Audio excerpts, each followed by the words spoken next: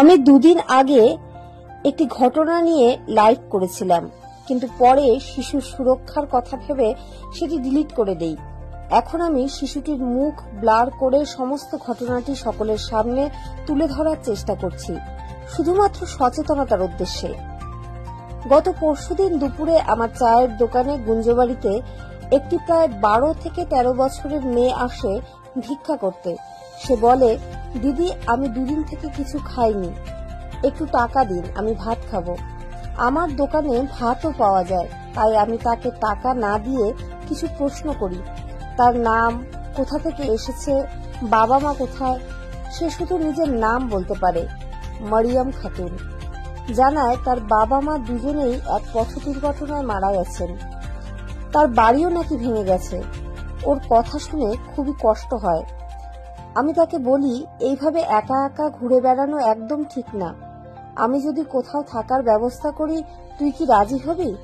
প্রথমে মেয়েটি ভয় পেয়ে যায়, কিন্তু পরে অনেক বুঝিয়ে বলার পর রাজি হয়।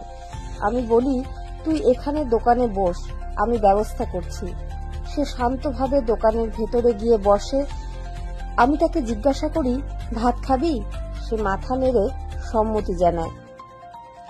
তারপর আমি কোচবিহার কোতোয়ালি থানার আইসি স্যারকে ফোন করি এবং চাইল্ড লাইন হেল্প নম্বর 1098-এ যোগাযোগ করি।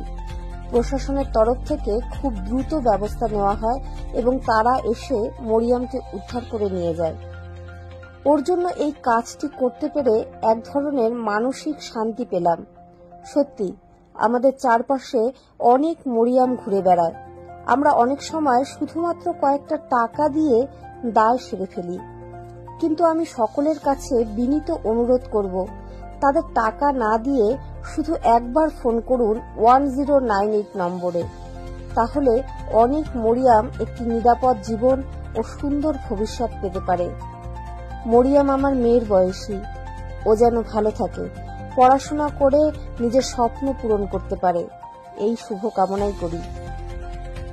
ধন্যবাদ। শিশুর নিরাপত্তা এবং ভবিষ্যৎ আমাদের সকলের দায়িত্ব। এই বার্তাটি যত বেশি সম্ভব মানুষকে জানানোর চেষ্টা করুন। চল টাটা, ভয় পাবি না। হ্যাঁ।